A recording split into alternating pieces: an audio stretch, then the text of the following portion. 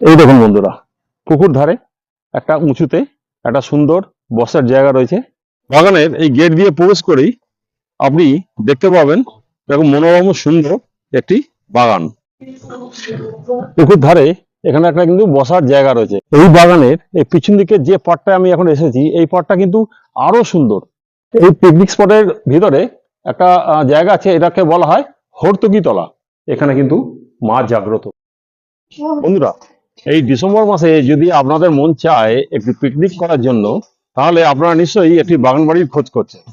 আর আমি আজকে আপনাদের একটি বাগান বাড়ির খোঁজ দেব, দেখুন আপনাদের পছন্দ হয় কিনা।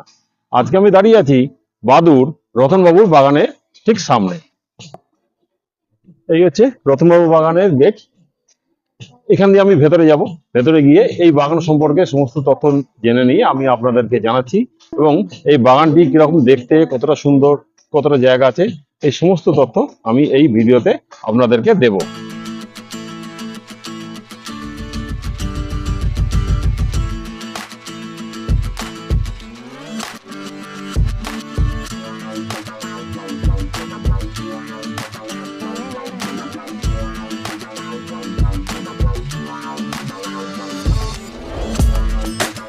বাগানের এই গেট দিয়ে প্রবেশ করেই আপনি দেখতে পাবেন এরকম মনোরম সুন্দর একটি বাগান।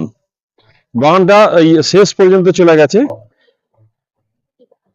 বাগানটা বেশ সুন্দর ফুল গাছ দিয়ে সাজানো, আর এই দিকটাও বেশ অনেকটা জায়গা আছে। এই বাগানটা কিন্তু আপনারা অনেকজন মিলে পিকনিক করতে পারবেন। বাগানের মাঝখানে একটা সুন্দর পুকুরও রয়েছে, বেশ বড়। চলুন বাগানটা আরো খানিকটা দৃশ্য আপনাদেরকে দেখাই।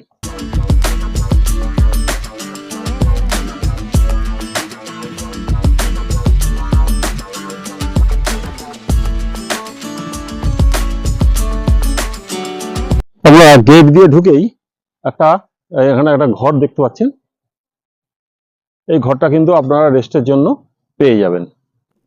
আর এই ঘরের ঠিক বাঁ দিকে আপনাদের জন্য রয়েছে বাথরুমের ব্যবস্থা।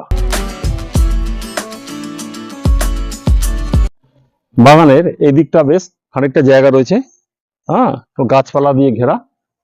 পুকুরের পাড় দিয়ে একটা রাস্তা আছে এই পিছন দিকে চলে যাওয়ার জন্য। এই জায়গাটাও কিন্তু খুব সুন্দর।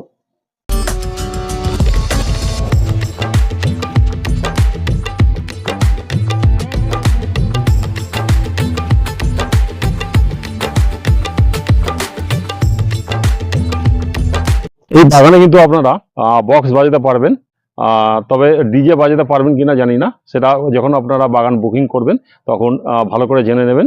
তবে এখানে কিন্তু আপনারা বক্স বাজাতে পারবেন।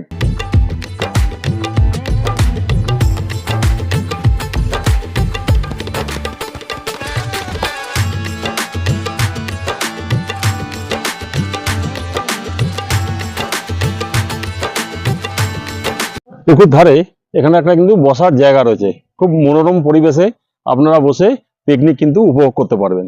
দেখুন এখানে একটা কি সুন্দর বসার জায়গা তৈরি করা হয়েছে। ওদিকে আরো গাছের নিচে বসার জায়গা আছে। প্রত্যেকটা গাছের নিচে গুলো বাঁধিয়ে দেওয়া হয়েছে, যেখানে কিন্তু আপনারা বসতে পারবেন। দেখুন পুকুর ধারে প্রতিটি গাছের নিচে বাঁধিয়ে দেওয়া হয়েছে। এখানে বসে কিন্তু আপনারা পুকুরের ভিউ খুব সুন্দরভাবে পেয়ে যাবেন।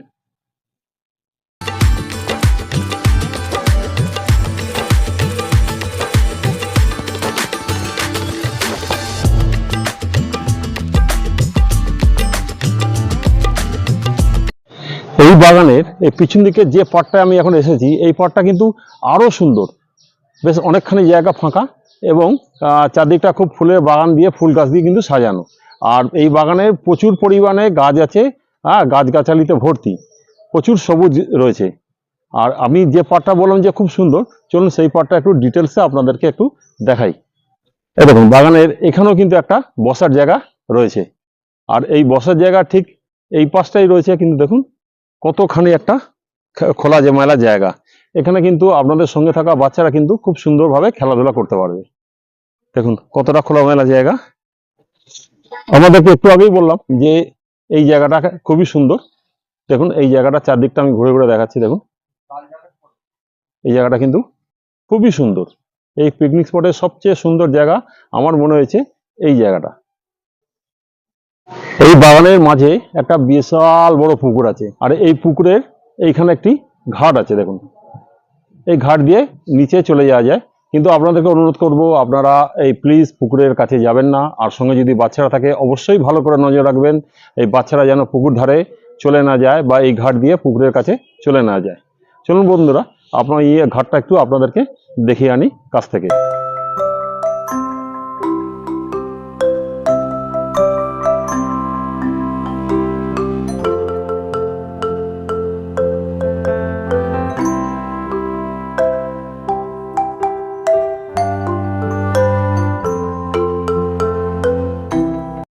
এই দেখুন বন্ধুরা, পুকুর ধারে একটা উঁচুতে একটা সুন্দর বসার জায়গা রয়েছে।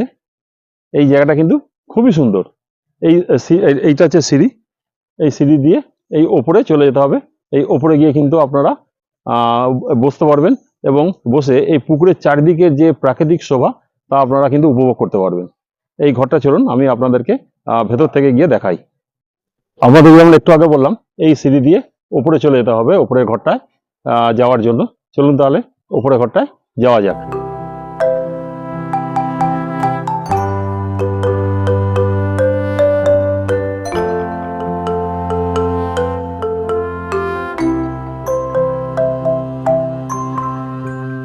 দেখুন, সিঁড়ি দিয়ে আমি উপরে চলে এসেছি। এই দেখুন বসার জায়গা, এখানে চেয়ার টেয়ার রয়েছে, এদিকে একটা সোফা আছে। আর এই যে হচ্ছে আপনাদের এই ঘর থেকে যে পুকুরের শোভা দেখতে পারবেন, পুকুরের দৃশ্য দেখতে পাবেন। এই দেখুন,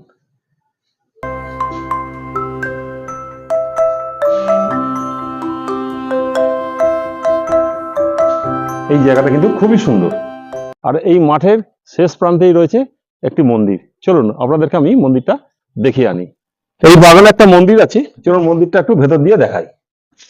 এই দেখুন, এই হচ্ছে মায়ের মন্দির। আপনারা এই বাগানে পিকনিক করতে এলে এই মন্দিরের পবিত্রতা কিন্তু বজায় রাখবেন। অবশ্যই জুতো খুলে ভেতরে ঢুকবেন এবং আমিষ হাতে বা খাবার নিয়ে কিন্তু এই মন্দিরের ভেতরে ঢুকবেন না।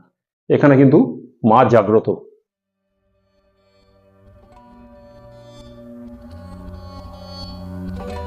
এই পিকনিক স্পটের ভিতরে একটা জায়গা আছে, এটাকে বলা হয় হর্তুকি তলা। হ্যাঁ, এখানে কিন্তু অনেকে আসেন স্থানীয়রা, এখানে মানত করেন, মানত করলে কিন্তু ফল পান। এই হচ্ছে হর্তুকি তলা। আপনারা কিন্তু যখন পিকনিক করতে আসবেন, বারবার বলছি এই জায়গার পবিত্রতা কিন্তু বজায় রাখবেন। আর এদিকে একটা শিবলিঙ্গ রয়েছে। এই জায়গাটা হচ্ছে বন্ধুরা আপনাদের রান্না করার জায়গা। যখন আপনারা স্পট ভাড়া করবেন, এই জায়গাটা আপনাদের রান্না করার জন্য রেডি করে দেওয়া হবে। এটা হচ্ছে রান্না করার জায়গা, যথেষ্ট বেশ বড়। আর এই রান্না করার ঠিক পাশেই রয়েছে কল, যেখান থেকে আপনারা সাফিসিয়েন্ট জল পেয়ে যাবেন বাসন টাসন ধোয়ার জন্য। এই যে রান্নার জায়গা, আর রান্নার জায়গার ঠিক পাশেই রয়েছে কিন্তু দুটো বেসিন। আপনারা কিন্তু এখানে হাত ধুতে পারবেন, বেসিন। আর বেসিনের পাশেও রয়েছে কিন্তু আরো দুটো টয়লেট। আর এই টয়লেটের পাশ দিয়েই আপনারা বাগানের একদম শেষ প্রান্তের দিকে চলে যেতে পারবেন। চলুন আপনাদেরকে ওই দিকটা ঘুরিয়ে আনি।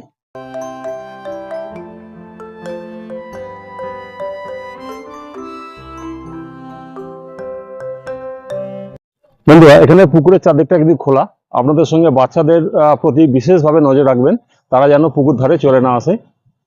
বা বাচ্চারা এদিকে এলে আপনারা কিন্তু সঙ্গে থাকবেন।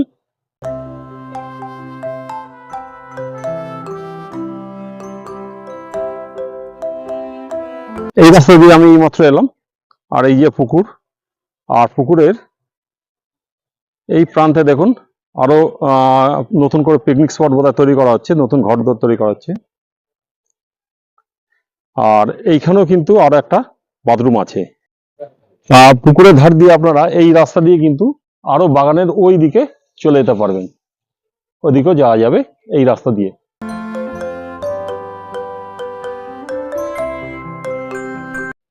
ইনি হচ্ছেন বরুণ দা, এই বাগানের কেয়ারটেকার।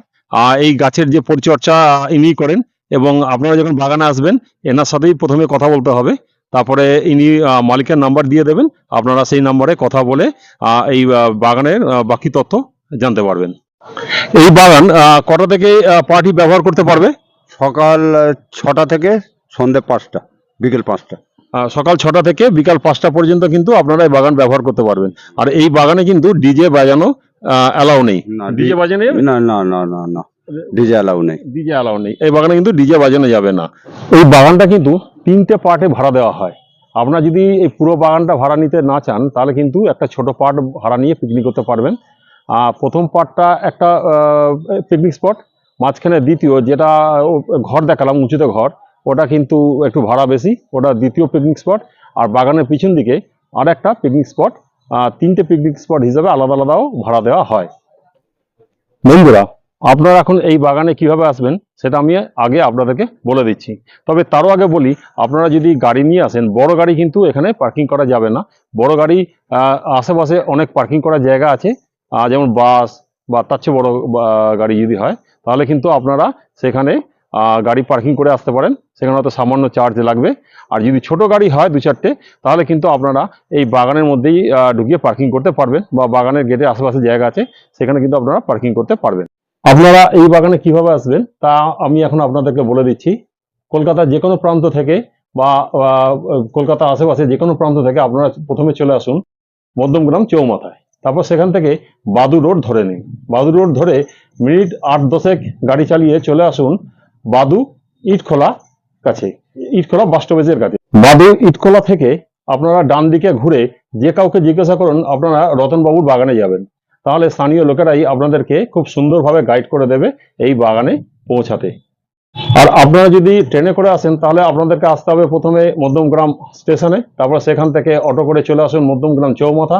তারপর যে অটোগুলো বাদু রোড ধরে যাচ্ছে সেই অটোয় উঠে আপনারা নেমে পড়ুন ইটখোলা, বাদু ইটখোলায়। তারপর সেখানে স্থানীয়দের জিজ্ঞাসা করে নিন আপনারা রতনবাবুর বাগানে যেতে চান, ওনারা আপনাদেরকে পথ দেখিয়ে দেবে। এই দিকটা হচ্ছে মধ্যমগ্রাম চৌমাথা। মধ্যগ্রাম চৌমাথা থেকে বাদু রোড ধরে আপনারা চলে আসুন ইটখোলা ইন্ডিয়ান অয়েল পেট্রোল পাম্পের কাছে। এই ইন্ডিয়ান অয়েল পেট্রোল পাম্পের বাঁ দিক দিয়ে যে রাস্তাটি ঢুকে গেছে, আপনারা এই রাস্তা দিয়ে গেলেই পেয়ে যাবেন রতনবাবুর বাগান। বন্ধুরা, আপনারা অনেকেই আমার চ্যানেলে এসে আমার ভিডিওগুলো দেখেন, কিন্তু এখনো অনেকেই আমার চ্যানেলটি সাবস্ক্রাইব করেননি। প্লিজ বন্ধুরা, আজকে এত সুন্দর একটা বাগান বাড়ি আপনাদেরকে দেখালাম, আজকে তো আমি আপনাদের কাছে আবদার করতেই পারি যে আমার চ্যানেলটি সাবস্ক্রাইব করে আমাকে একটু সাপোর্ট করুন। প্লিজ বন্ধুরা, আমার চ্যানেলটি সাবস্ক্রাইব করে নিন। আর আজকের ভিডিওটা যদি আপনাদের ভালো লেগে থাকে তাহলে অবশ্যই একটি লাইক দিন, আর ভিডিওটি বন্ধুদের মাঝে শেয়ার করে দিন। যারা পিকনিক করতে চাইছে তাদের অনেকটা হেল্প হয়ে যাবে। তাহলে আর কি, আজকের মতো ভিডিওটা আমি এখানেই শেষ করছি। দেখা হচ্ছে পরবর্তী ভিডিওতে। এখনকার মতো টাটা।